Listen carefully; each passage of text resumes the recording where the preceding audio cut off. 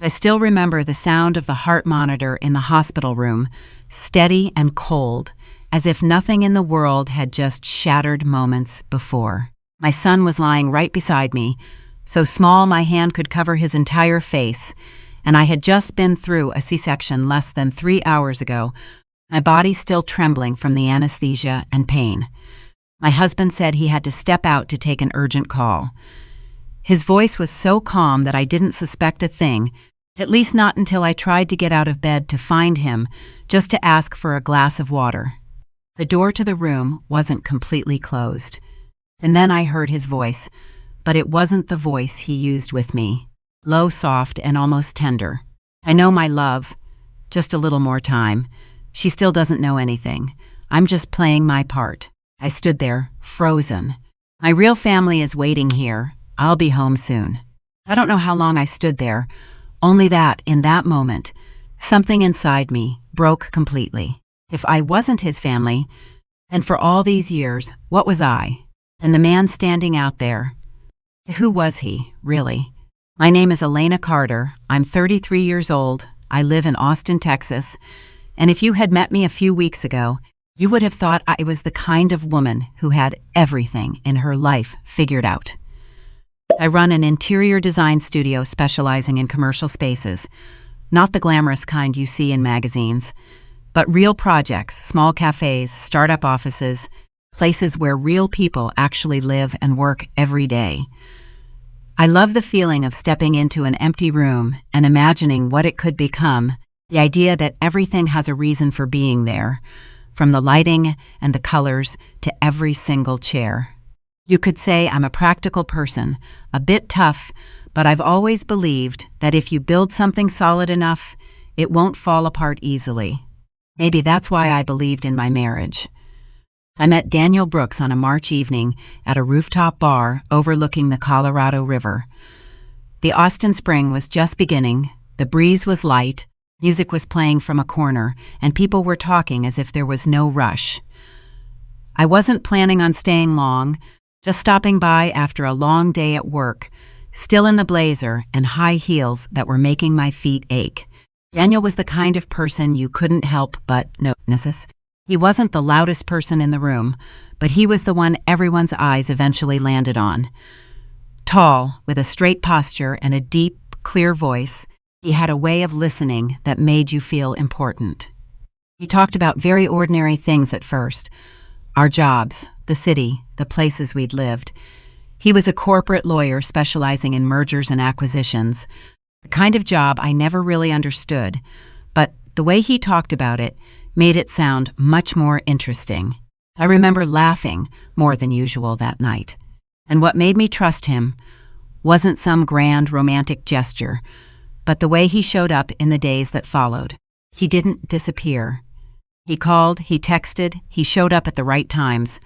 Never pushy, but never making me wait either. When I said I was busy, he respected it. When I was tired, he'd bring food to my doorstep and just send a simple text. "I left it here. Make sure you eat." No pressure, no games, no making me guess. For someone like me, that was worth more than any promise. He fell in love in a very logical way. It wasn't explosive, but a feeling that grew over time, like a house being built brick by brick. After a year, we moved in together into a small townhouse in South Austin, where in the mornings you could hear bicycles gliding by and smell coffee from the corner shop. That our life had its own rhythm. I'd usually wake up earlier, make coffee, and open my laptop to check on some designs, while Daniel would come down to the kitchen about 15 minutes later, his hair still a bit messy, his shirt not fully buttoned. He would always place a light kiss on my shoulder before getting his own cup of coffee, a habit he never missed. In the evenings, if I wasn't working late, we'd have dinner together, sometimes cooking, sometimes ordering in. Then we'd watch a movie that neither of us really focused on because we usually ended up talking more than watching. On some weekends, we'd drive out of the city just to walk around, buy a few random things, or sit for hours at a diner without doing anything special. It was those small, repeated things that made me feel so secure. And Daniel proposed. He didn't do anything flashy, No fancy restaurant, no crowd, just a normal evening at home. He placed the ring on the kitchen counter, right next to my glass of wine, and looked at me with more seriousness than I had ever seen in his eyes. He said, "I can't promise life will always be easy, but I promise I'll always be here." And I believed him. We were married 6 months later, a small outdoor ceremony with just family and a few close friends. Nothing extravagant, but everything was just right. When I look back at the photos from that day, I see a truly happy woman. Not a loud kind of happy, but the quiet peace that comes when you think you've found the right person. In the early years, our marriage was almost completely free of any significant problems. Daniel worked a lot, yes, but so did I. We understood each other's pressures, and neither of us asked the other to change. Money wasn't an issue. We were both independent, both had our own careers. To the outside world, we were the model couple people always talked about. Successful, balanced, mature. And for me, it wasn't an act. At least until I began to realize that sometimes the things that look the most solid are the ones cracking from the inside without you even knowing. The changes didn't happen all at once. They appeared in small ways, almost unnoticeable, like a hairline crack running down a white wall that you can see. But tell yourself doesn't matter. At first, I didn't think it was a problem. Daniel started coming home later, but that was perfectly reasonable given his job. Big deals, long meetings, clients who never cared about the time. He always had a reason, and those reasons sounded convincing. "This week is a bit intense," he said one Wednesday evening, putting his briefcase on the table, but not taking off his tie, as if he was only stopping for a few minutes before heading out again. "The Dallas team is putting on the pressure. I have to fly over there for a few days." I nodded, not asking any more questions. My job wasn't any less demanding, and I understood the feeling of being so wrapped up in a project that everything else fades into the background. But then, the small details started to appear. His phone. Before, Daniel wasn't the secretive type. He'd leave his phone anywhere. On the kitchen counter, the sofa, sometimes he'd even forget it in the car. But lately, that phone had practically become a part of his body. It always face down, always within reach. If a message came in, he would glance at it quickly, almost reflexively, then pick it up immediately. It wasn't a deliberate act of hiding, but more like a reflex that had been practiced too many times. As I noticed, but I didn't say anything. That partly because I didn't want to be that kind of person, the suspicious type, and partly because I had enough reasons to make excuses for him.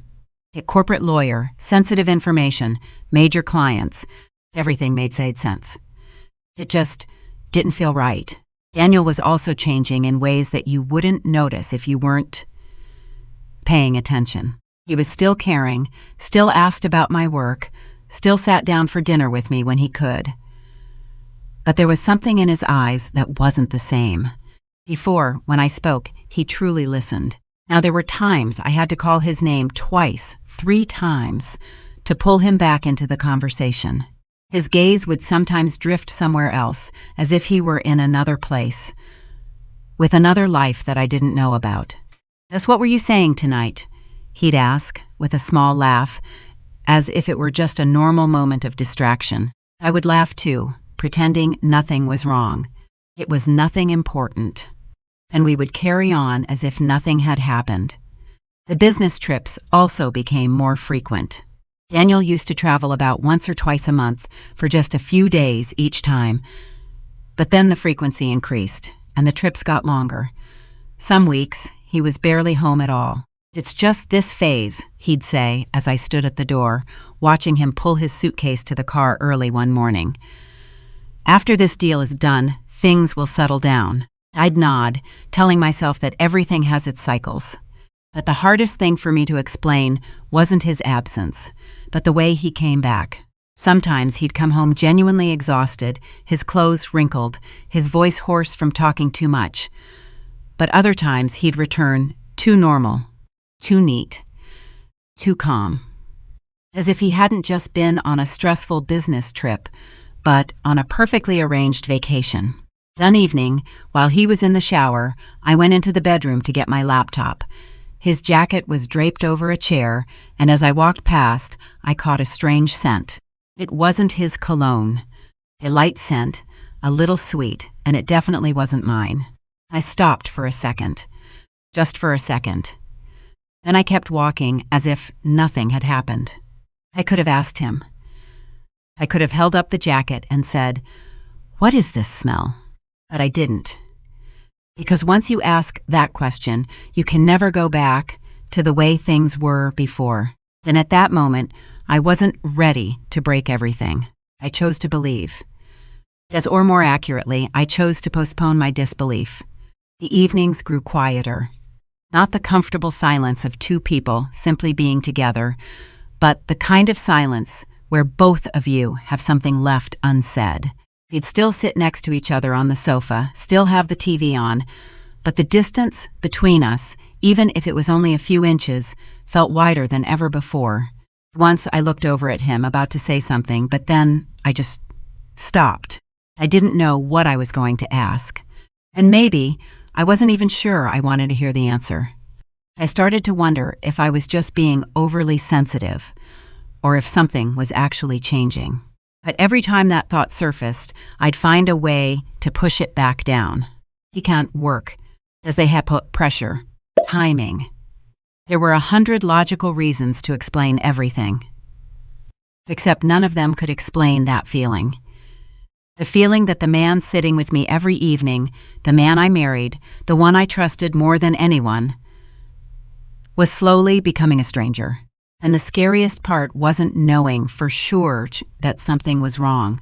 It is that I was starting to realize I wasn't sure about anything anymore. Everything I had thought was difficult before was really just the beginning. My fourth pregnancy was nothing like the others. There was no joyful anticipation, no plans to decorate the nursery, no evenings spent dreaming of the future. The only thing left was a quiet fear that clung to me from the moment I woke up until I closed my eyes. I didn't trust my own body anymore. Every little twinge made my heart stop. Every trip to the bathroom, I had to brace myself for something terrible. I lived each day like I was on a tightrope, just trying to stay balanced, not daring to hope for too much, because I knew how painful the fall would be. Daniel knew I was scared. He saw it, but instead of coming closer, he drifted further away. At first, it was just late nights. Then came the long trips. Then came the short, hurried calls, as if I were just an item to be checked off his list. "I'm at the airport. Make it quick. I'm in a meeting. I'll call you back. I'm a bit busy. You should get some rest." Those lines repeated so often, I could guess them before he even opened his mouth. Some nights I would lie alone in our bedroom, my hand on my belly, feeling the baby's faint movements, and realize I had never felt so lonely. Not because I didn't have anyone, but because the one person who was supposed to be there wasn't. The house that once felt so safe now seemed too big, too quiet. My own footsteps echoed on the hardwood floors as I moved from room to room, a constant reminder that I was the only one there. There were days I didn't speak to anyone.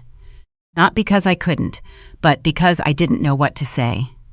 I began talking to myself more, whispering nonsense while making coffee or standing in front of the mirror, trying to convince myself that everything would be all right. But deep down, I knew I was losing my grip. By my 7th month, the doctor put me on complete bed rest. My blood pressure was dangerously high. No work, no stress, no moving around much. Basically, I was forced to just lie there and think, and that was the worst part. When you run out of things to do, your mind starts to fill the silence with all the questions you've been trying to avoid. Hey, where is Daniel? What is he doing? And most importantly, does he really want to be here? Like one evening, I called him earlier than usual. It wasn't for anything important. I just needed to hear his voice. Just for a few minutes, so I wouldn't feel so completely alone in all of this. He answered after a few rings. But his voice, it wasn't the one he used with me. It was quiet, hushed, like he was trying to keep someone else from overhearing. "I'm in a meeting," he said quickly. "I'll call you back." I was about to say something. Maybe I miss you, or I'm scared. But I didn't get the chance. He'd already hung up. I stared at my phone screen for a long time, as if looking hard enough would make it light up again. It didn't. That night, I didn't sleep. I just lay there, eyes wide open in the darkness, listening to every little sound in the house. The hum of the air conditioner, the wind, the house settling. Every sound was so sharp, so clear, that I couldn't escape my own thoughts. I started counting. Counting the times he said he was busy. Counting the times he came home late. Counting the times he didn't call back. And when I was done counting, I realized I couldn't keep pretending that everything was okay. But I wasn't brave enough to face it.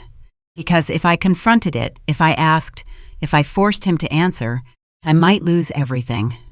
So I chose silence. I kept it all inside, trying to be the most agreeable version of myself. No pressure, no questions, no fuss. I made myself into someone I thought he wouldn't want to leave. That only pushed me further away from who I really was. There's one moment I remember so clearly. I was standing in the kitchen, holding a glass of water, just looking out the window. It was already dark, and the lights from the neighbors' houses shone in, creating these warm little dots of light. Somewhere out there, families were eating dinner together. Somewhere out there were women who didn't have to wait. And then I looked down, placed my hand on my belly, and felt the baby inside me. And for the first time, I wasn't thinking about Daniel. I thought about whether, if it were just me and this baby, if I would be strong enough to go on. The answer came faster than I thought. Yes. That meant something else too. That some part of me had already started letting him go. I didn't find out the truth in some loud, dramatic way. There were no fights, no one standing in front of me, confessing. It was just a terrifyingly normal afternoon. An afternoon where, from the outside, no one would have guessed a woman's life had just been torn apart from the inside out. I was sitting at the kitchen table, my laptop open in front of me, trying to review old design files to keep my mind from drifting toward the thoughts I'd been avoiding for weeks. The Texas sun streamed through the glass, bright and warm, making everything look stable, like nothing had changed at all. Daniel's phone buzzed on the table right in front of me. It was a small detail, but so unusual that it made me freeze. He almost never left his phone at home, and he certainly never left it just lying on the table like that. I stared at the phone for a few seconds, a short enough time that I could have turned away and continued to pretend that everything was normal, but long enough for a very strange feeling to creep into me, a feeling I couldn't name but also couldn't ignore. The screen lit up, an email appeared, and my eyes unconsciously stopped on the subject line. Not long, not complicated, but it made my heart rate change noticeably. Payment confirmation, West Hills residence. West Hills wasn't a name that belonged in our lives. I had never heard Daniel mention it, never seen it appear in any of our conversations, and it was that very unfamiliarity that made it more conspicuous than anything else. I told myself that it was probably for work. A client, an investment project he hadn't had a chance to tell me about, because everything had always had a rational explanation, and I was used to finding reasons for him. But my hand still touched the screen. The email opened, and I knew immediately that this wasn't part of his work. It didn't have the familiar structure, no legal language, just a clear and direct payment confirmation. A very large sum of money. Not the kind of normal expense, but the kind that makes you have to stop and figure out what's going on. The recipient was a name I had never seen before, Pacific Horizon Holdings. The property address was in Portland, Oregon. I read those lines over and over, not because I didn't understand, but because I didn't want to understand, because if I did, I would have to accept that there was a part of Daniel's life that I knew absolutely nothing about. He always said we were transparent about our finances, always thought everything was clear, and only then did I realize that belief might have only existed on my side. I scrolled down and saw an attachment.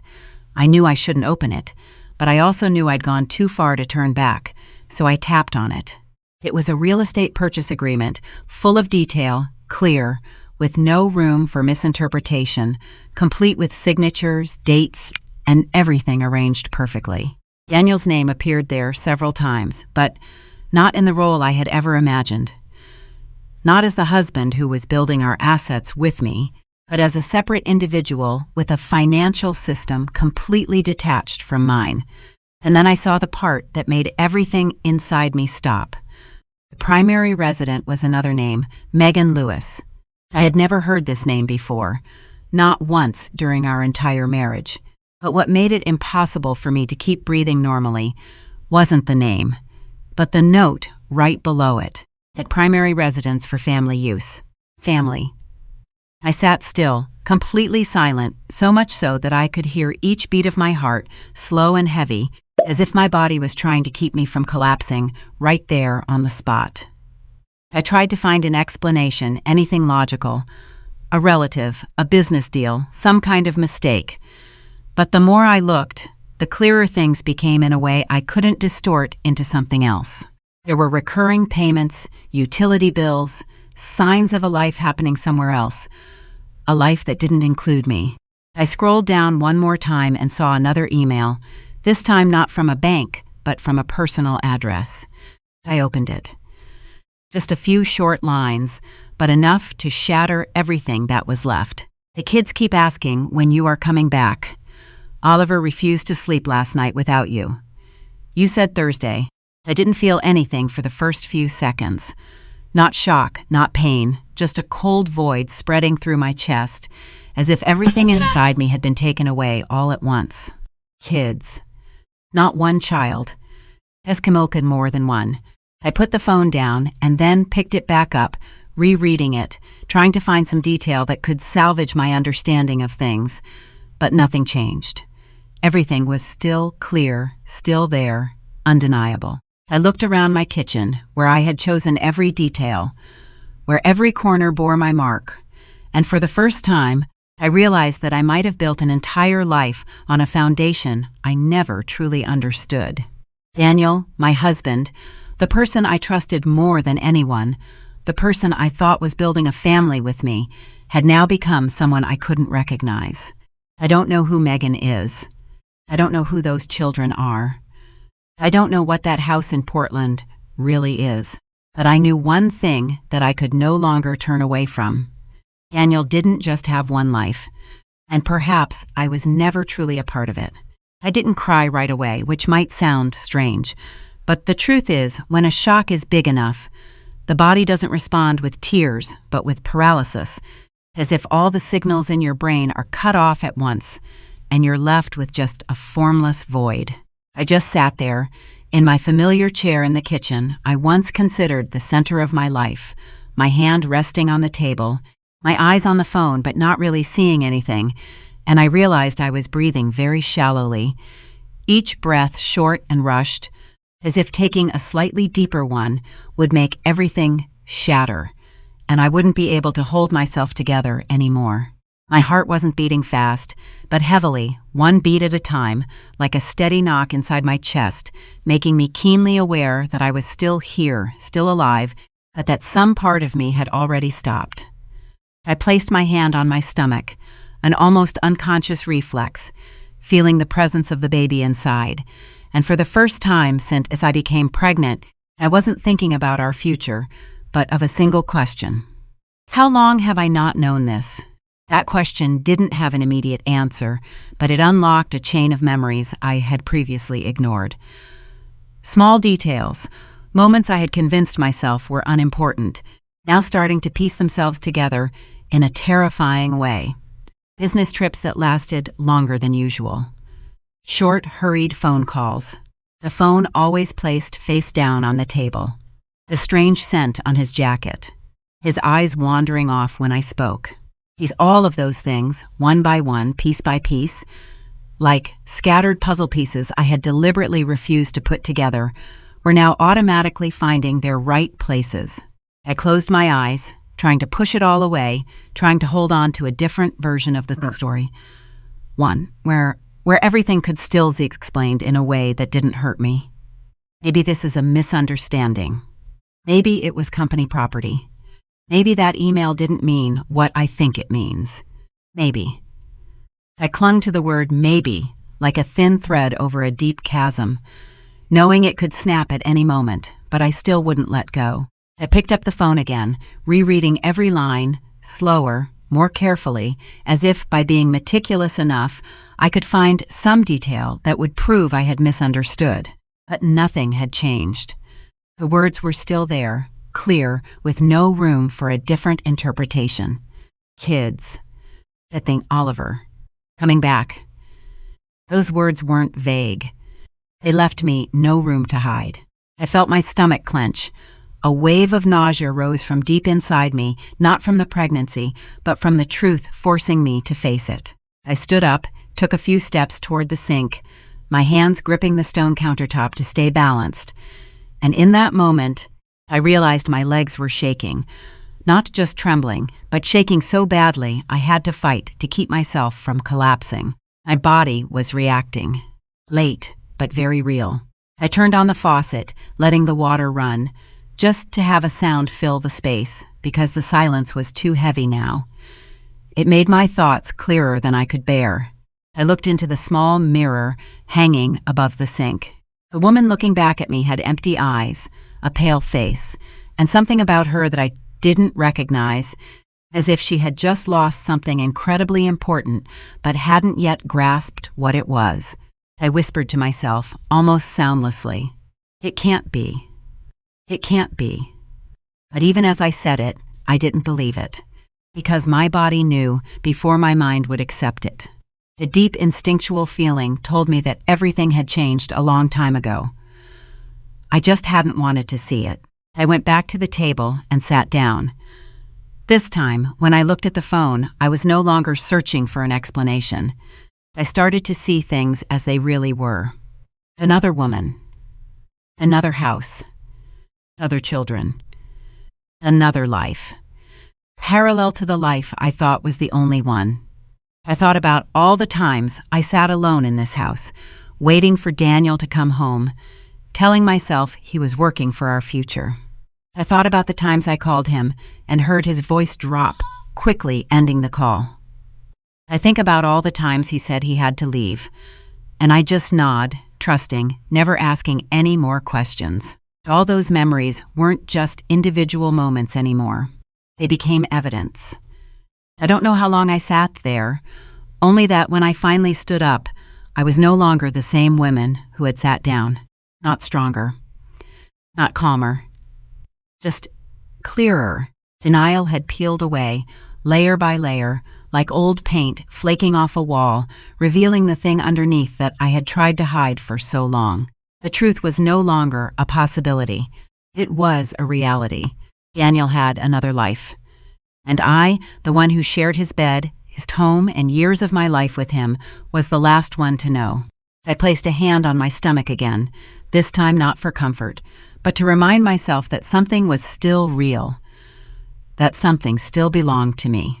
And in that moment, another feeling emerged, no longer pure pain, but something sharper, clearer, like a precise cut. If everything I believed in could be a lie, then from now on I wouldn't believe in anything unless I saw it with my own eyes. Once the truth was undeniable, the most surprising thing wasn't the pain, but the very slow, very clear shift inside me, as if a switch had been flipped without me even noticing, and the woman who had been sitting in the kitchen just hours before, trembling and lost, began to recede. I was still in pain, that didn't disappear, but the pain no longer took up all the space in my head. It was pushed back by something else, something colder, clearer, and more orderly. I started to think.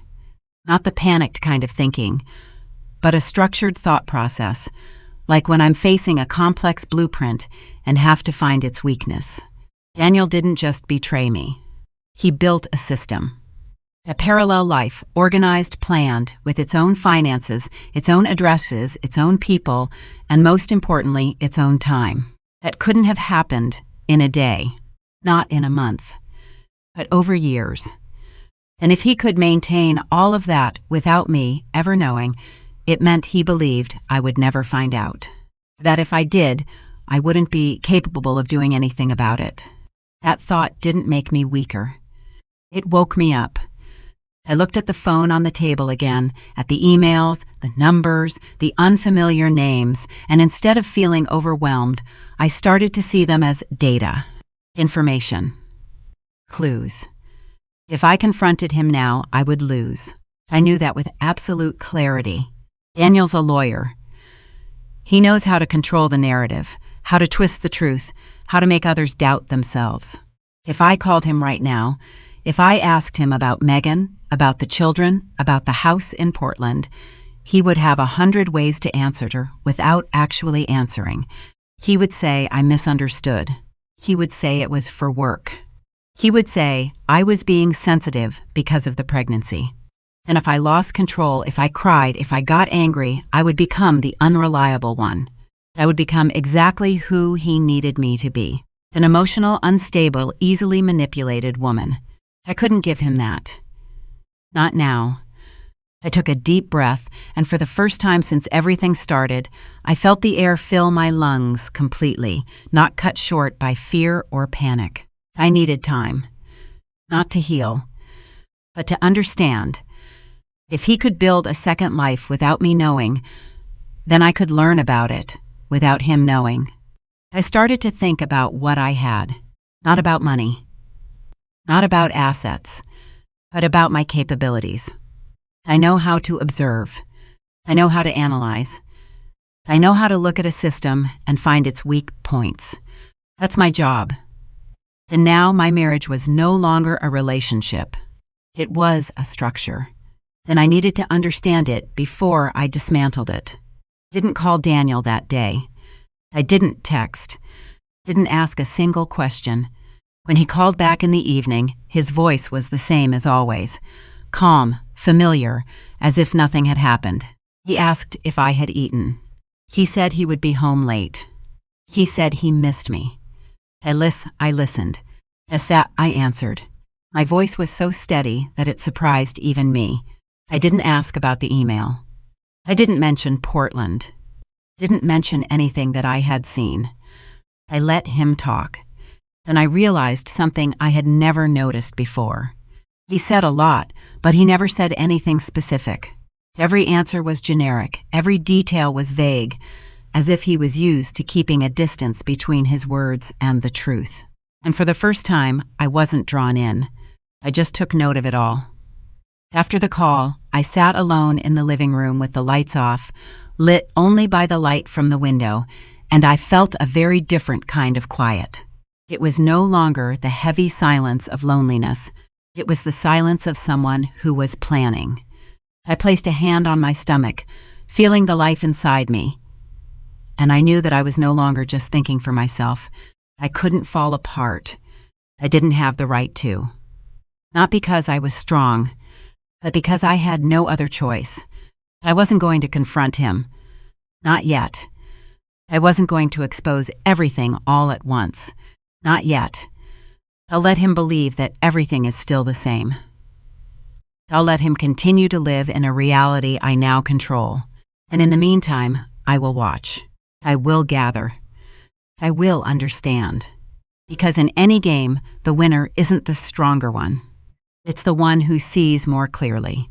And for the first time since all this began, I'm no longer the passive one. I am learning how to see. And once I see the whole picture, I will know exactly what to do. Didn't rush into gathering evidence right away because after the initial shock, the greatest danger isn't a lack of information. It's acting on unstable emotions. So the first thing I did wasn't to search, but to choose the right person to trust. The only person who came to mind then was Rachel Monroe, my best friend from college, now a lawyer specializing in financial and asset disputes in Austin, the kind of person who never reacts emotionally before having all the facts and also someone I knew would never tell me what I wanted to hear, but only what I needed to hear. I called her that evening, my voice calmer than I'd expected. So calm that Rachel went silent for a few seconds before asking if I was sure I was okay. When I told her I had just discovered Daniel had another house, possibly another family, and financial transactions I had never known about, she didn't ask a single emotional question. She just said one very short thing. Don't do anything for the next 24 hours. Leave everything as it is and meet me tomorrow morning. The next morning, I went to Rachel's office, a glass building in the city center where everything was bright, tidy, and clear, a complete contrast to the chaos in my head. As soon as I put my phone on the table and opened all the emails, the attachments, the information I had found, Rachel said nothing for almost 10 minutes. She just read very slowly, very carefully, as if she were examining every last detail. When she looked up, her eyes were no longer those of a friend. They were the eyes of a lawyer. Elena, this isn't just about an affair. This is a deliberate financial structure. That sentence made me realize that what I had seen was only the surface. Rachel asked me to provide all the financial information I had access to, the joint account, tax records, investments, anything related to Daniel from the last 3 years. And while I opened my laptop, logging into each system, I started to realize something I had never noticed before. Daniel was always the one who handled the complicated things. He said I didn't need to bother with the tedious financial details, that he would take care of it, that we were a team. And I believed him. I let him manage most of the things I should have been overseeing myself. Rachel didn't say anything when I admitted that. She just nodded, as if this was nothing new to her, as if she had seen too many similar cases. We started with the simple things: the money transfers, the linked accounts, the transaction histories, and very quickly, a pattern began to emerge. There were recurring transfers, not large enough to draw immediate attention, but regular enough to create a steady flow from our joint account to an entity I had never noticed before. Pacific Horizon Holdings. That name appeared again and again. At first, the amounts were small. Then they gradually increased. And then there were large transfers, very large, made at times I don't remember us ever discussing. Rachel asked me to stop when we found a specific transaction, a large money transfer from our joint account to another bank, accompanied by an approval document. She opened the file. It was a consent form. It had my signature on it. I stared at that signature for a long time. It looked like my signature, and almost perfect, but it wasn't mine. I knew it instantly, without needing to analyze it, without needing to compare it, because you always know when something bears your name, but wasn't created by you. I had never signed this document. Rachel didn't seem surprised. She just pushed her chair back a little, folded her arms, and looked directly at me. If this signature isn't yours, then it's a forgery. And if this money was used to buy assets outside of the marriage, then this goes far beyond a civil matter. I didn't react right away. I just sat there, looking at the screen, looking at my name placed somewhere I had never put it, and the feeling inside me was no longer shock. It was clarity. Daniel wasn't just us living two lives. He had used my life to build his other one. Rachel kept digging deeper. She pulled up real estate records in Oregon, searching by the address in the email, and in just a few minutes, we had information on the house, its value, its transaction history, and most importantly, how it was financed. The house wasn't bought directly with personal funds. It was purchased through a large loan, a loan secured by an asset. Rachel pulled up the mortgage document. I looked at the section for collateral, and I felt my entire body go cold. It was the building where my studio is located, the asset I had built over so many years, in my name. Daniel had no right to use it, unless. I didn't need Rachel to finish the sentence. Unless he had my signature.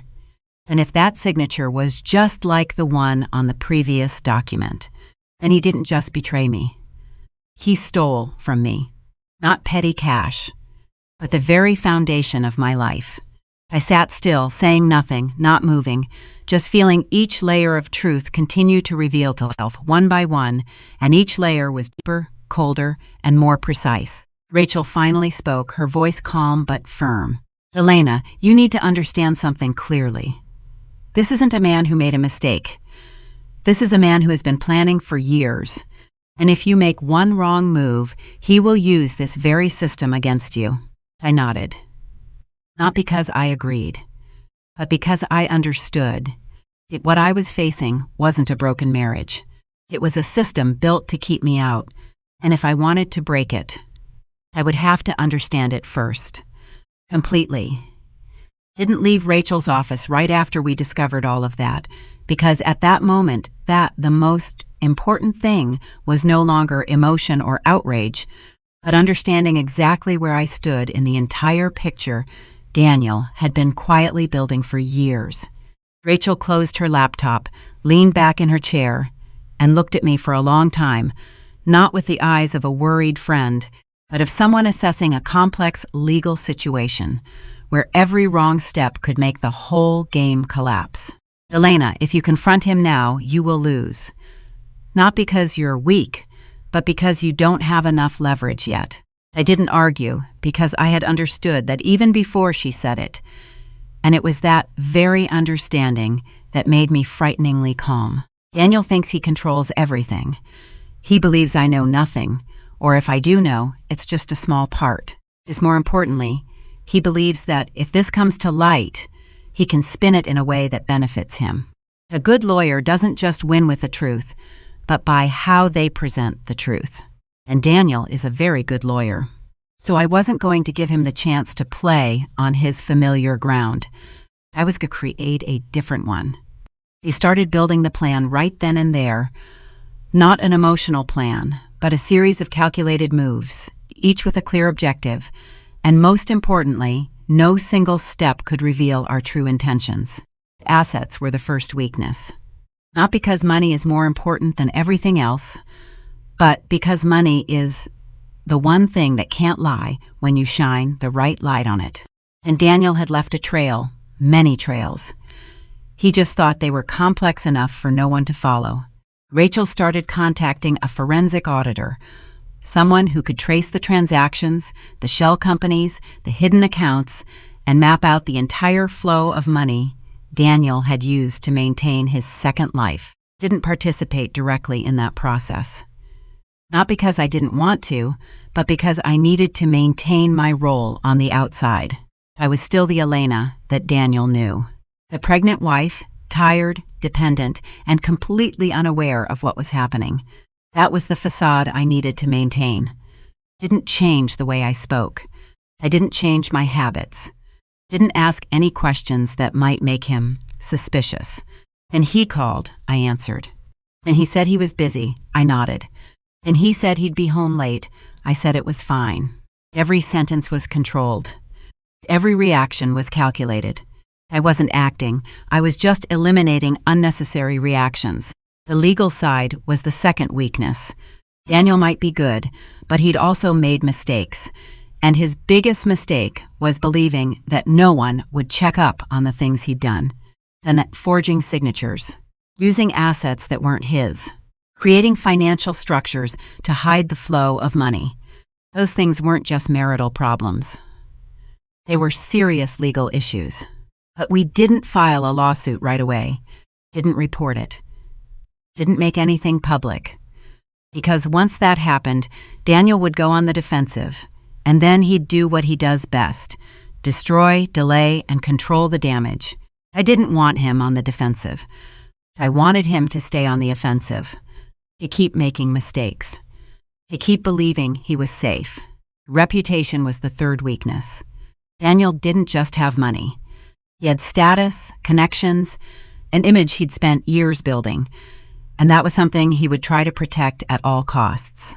But a reputation can't hold up when the foundation beneath it is crumbling. And I knew that at the right moment, with just one push in the right place, that entire image would collapse in a way he couldn't control. I began to understand that my plan wasn't a single act. It was a process, a series of steps put in the right place, a system. It was like the system Daniel had built, but this time I was the architect. Rachel looked at me as we finished the first draft of the plan. The look in her eyes was no longer worry, but caution. "Elena, once you start this, you can't stop halfway through." I nodded. I had no intention of stopping. I had lost too much to go back to the beginning. I didn't need a loud revenge. I didn't need to hurt him directly. I just needed to do one thing: make everything he had built crumble. And to do that, I didn't need to be fast. I just needed to be precise.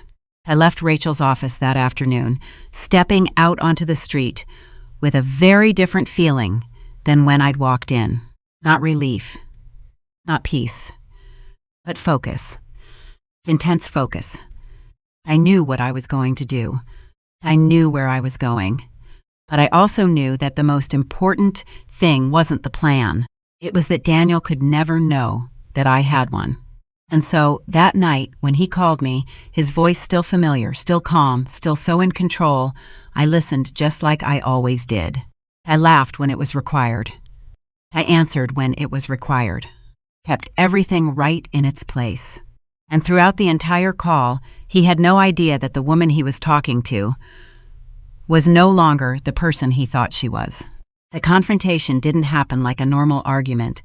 No yelling, no flurry of accusations, but as a silence so long and heavy that every breath became audible, as if the whole room was waiting for something inevitable. Daniel walked into the house with his familiar, confident, impeccable air, like a man who always believed he was in control of everything. He put his keys on the table, took off his coat, and glanced around quickly, as if checking that everything was still under his command. Then he looked at me. That look wasn't one of concern, but of assessment.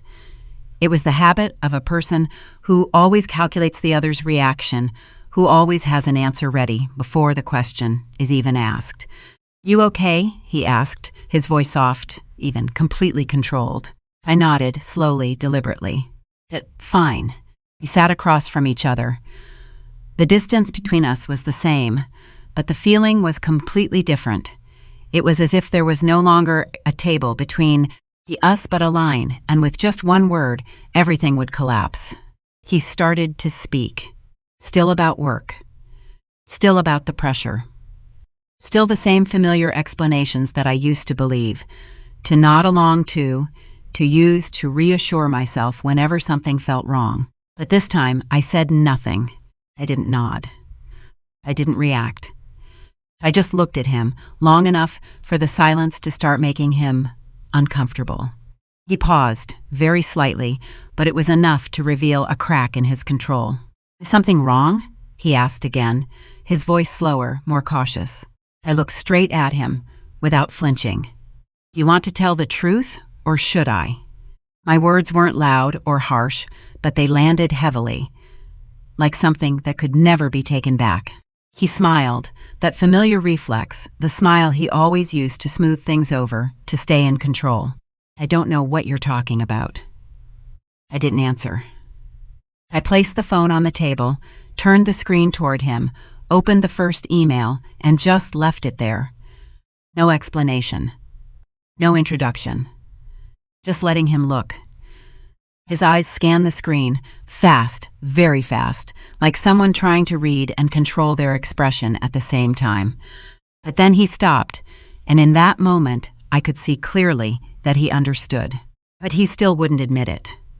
He leaned back in his chair, exhaling lightly, trying to keep his rhythm. "This is a work document. You're misunderstanding." His voice was still even, but it was no longer steady. I didn't argue. I opened the next file. As a contract. His name. That other woman's name. An address. This time he didn't speak right away. He looked longer. Long enough that he could no longer pretend it wasn't important. And it was that very hesitation that gave everything away. He took a breath, then said, his voice lower now, "This is more complicated than you think. I can explain." I nodded. "Then explain."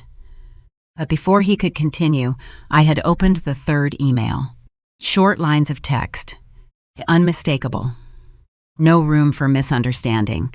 And this time, the change in him was no longer subtle. It was obvious. His eyes wavered, just for a second, but it was enough to shatter the entire facade he had maintained since he walked through the door. He stood up, paced a few steps, then turned back, as if trying to find his place in this situation again. "When did you see these?" he asked. Not to find out, but to regain control. I didn't answer immediately. I let the silence stretch on long enough to make his question meaningless. "You want to continue?" I asked. There was no need to force it. No need to raise my voice. All I had to do was hold his gaze. He stopped cold. Completely. And that was the moment I knew one thing for sure. He was no longer in control. He walked closer to the table, leaned on his hands, and looked straight at me. For the first time, there was no distance, no facade, just a man trying to hold on to something that was slipping through his fingers. "Can fix this," he said, faster now, more urgent, as if speaking quickly enough would put everything back in its place. He talked about money, about assets, about transfers, about solutions. But he didn't talk about the most important thing. He didn't talk about the other woman. He didn't talk about the children. He didn't talk about the life he had hidden. He was avoiding it. And for the first time, I saw it clearly. I slid the last file across the table toward him. The transactions. The payments. And the signature. It's my name. But I wasn't the one who had signed it. He looked down. And this time, everything stopped. There were no more words that could cover it up. He looked up, his voice completely changed. No longer calm, no longer in control. "You have no idea what you're doing." I shook my head, slowly, deliberately. "No. You're the one who has no idea." The room grew heavy, dense, as if everything had been pulled back to its true nature. No more pretending. No more distance. Just the truth. He started talking faster, trying to explain, trying to pull things back, but every sentence he spoke only exposed him more, because this time I wasn't listening with trust. I was listening with clarity. And when he stopped, when there was nothing left to say, I spoke. "I don't need you to fix this." He looked at me, not understanding. I pushed the stack of papers toward him. "I just need you to sign." He turned each page. Slower, heavier, and every expression on his face changed with every line of text, as if he was realizing, piece by piece, the truth he could no longer control. He looked up, his eyes no longer hiding anything. "This is a trap." I looked straight at him. "No, this is the result." And in that moment, I understood with perfect clarity. The man in front of me was no longer the one in control of the game. He was just a man standing in the middle of something he had created. And for the first time, I was the one who would decide how it ended. Things didn't collapse all at once with a loud crash. There was no dramatic scene like people imagine, but rather a slow, orderly, and cruel process in the way that only systems built on lies can fall apart.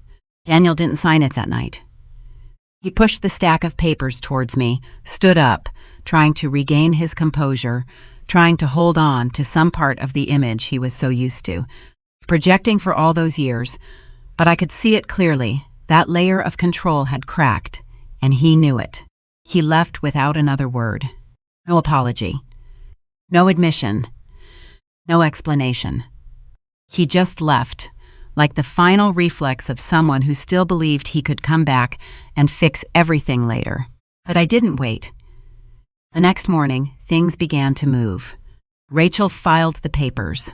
Not a divorce petition, not right away, but the documents necessary to freeze the financial structures Daniel had built. The shell companies, the money flows, the assets that had been moved through multiple layers to avoid attention. Once that system was touched, it no longer ran smoothly. The banks started demanding verification. The accounts were put under review. The loans were called into question. And most importantly, the signatures that Daniel once thought were perfect began to be examined from a legal perspective. In just a few days, the first thing he lost wasn't money. It was control.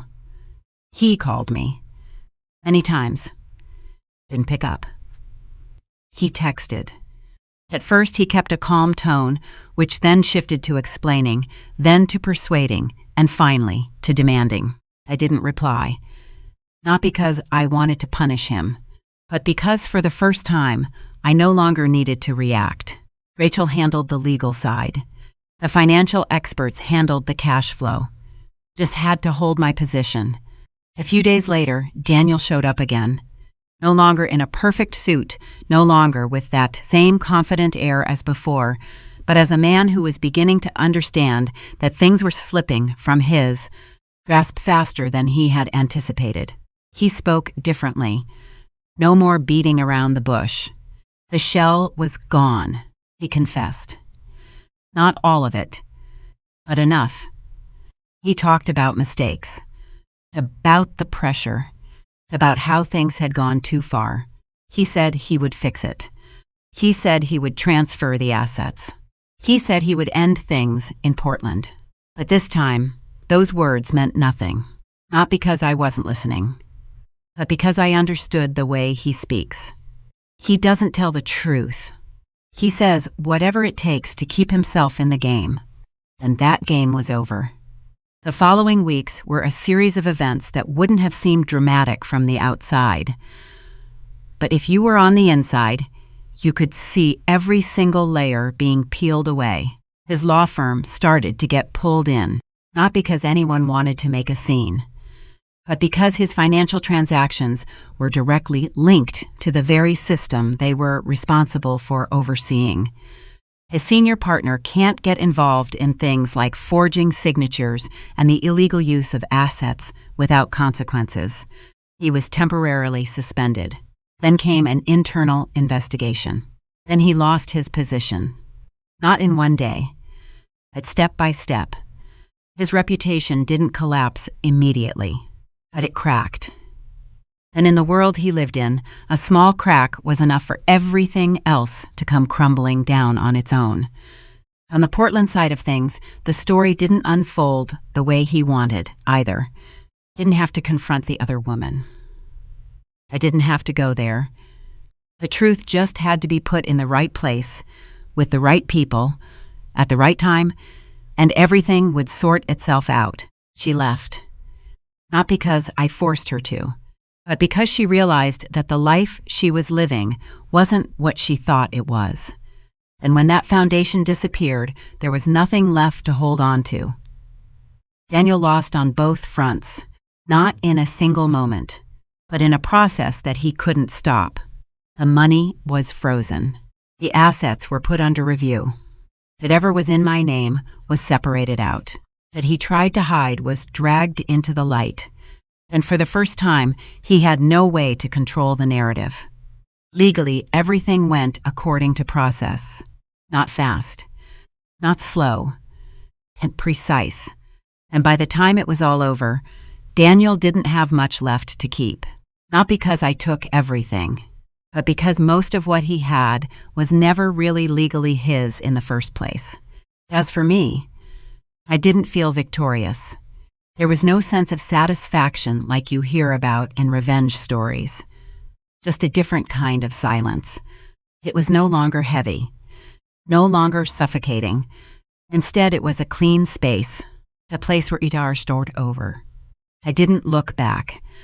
Not because I didn't remember, but because I understood enough.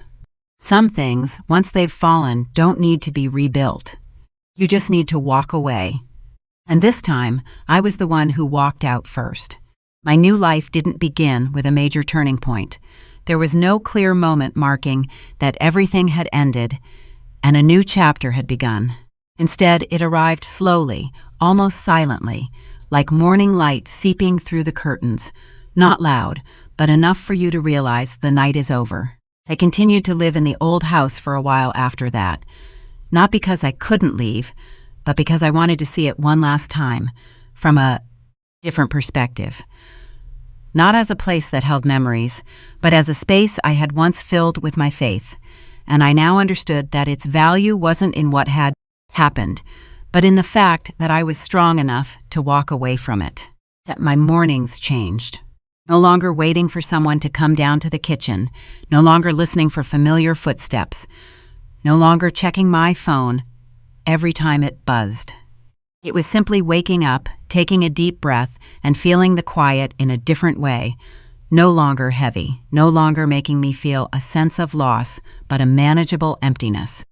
I went back to work, not immediately at the old pace, but one step at a time, slow but steady, the way you would rebuild a structure that was once broken, more carefully, more consciously, and most importantly, without ever handing control over to anyone else again. My studio was still there. The projects were still waiting. But this time, I worked with a different mindset. No longer trying to prove anything. No longer chasing perfection. Just doing it right, doing enough, and keeping everything within my own hands. I moved out of that house a few months later to a smaller, simpler place. Not because I needed to downsize my life, but because I wanted to start again from a space that held no traces of the past. An apartment with good light, a small corner for my desk, and a balcony big enough for me to sit on each evening, looking down at the city, not thinking too much, not trying to find answers for things that were over. Didn't keep track of Daniel. I didn't ask about him. Didn't try to find out where he was, what he was doing, what he had lost, or what he had managed to keep. Not because I wasn't curious, but because I no longer needed to know. Some stories, once they're finished, don't give you more understanding by going back to examine every detail. They only pull you back to a version of yourself you've already left behind. Didn't want to go back there. Didn't talk about what happened with many people. Not because I was ashamed, but because I understood that not everyone needed to know, and not every story needs to be told to have value. The value lies in what you learned from it. And I have learned enough. I learned that self-respect isn't a feeling, but a decision, a choice that's repeated every day in how you allow others to treat you, in how you react when things don't go your way, and in how you walk away when you know you no longer belong there. I learned that love, if not accompanied by honesty, is just a decorated version of control, and if you're not careful, you can spend years living in a story where you are not the main character. And most importantly, I understood that someone who masters their emotions isn't someone who feels no pain, but someone who doesn't let that pain dictate their actions. I used to think that strength was about holding on, about enduring, about fixing things that were broken. But now I know, sometimes real strength lies in stopping, looking the truth straight in the eye, and choosing to walk away without needing anyone's approval. The truth doesn't need to be shouted to have value. It just needs to be put in its rightful place. And when it's put in its rightful place, whatever was built on lies will collapse on its own, without you having to push it. In the evening, when I sit alone on the balcony, a gentle breeze blows, the city below still bright, still noisy, still carrying on as it always does. I no longer feel like I'm on the outside of life. I am in it, in my own way. Not perfect, not easy, but real. And for the first time in so many years, that is enough. If you've stayed with me until now, perhaps you've been through something similar, or at least, you've had doubts, felt that something wasn't right, but convinced yourself to ignore it. This story isn't to talk about betrayal, but to remind you of something simple yet so easy to forget. When you start to doubt your own feelings, it's not a sign that you're weak, but a sign that you need to stop and see things more clearly. You don't have to win against anyone. You don't have to prove anything. You just need to be clear-headed enough not to lose yourself in a story that doesn't belong to you. If this story means something to you, please take a moment to think about yourself, about what you're accepting, about how you're being treated, and most importantly, about whether you are respecting yourself. And if you'd like to hear more stories like this, stories not just to be heard but to be understood, please subscribe to the channel. Again, we'll meet again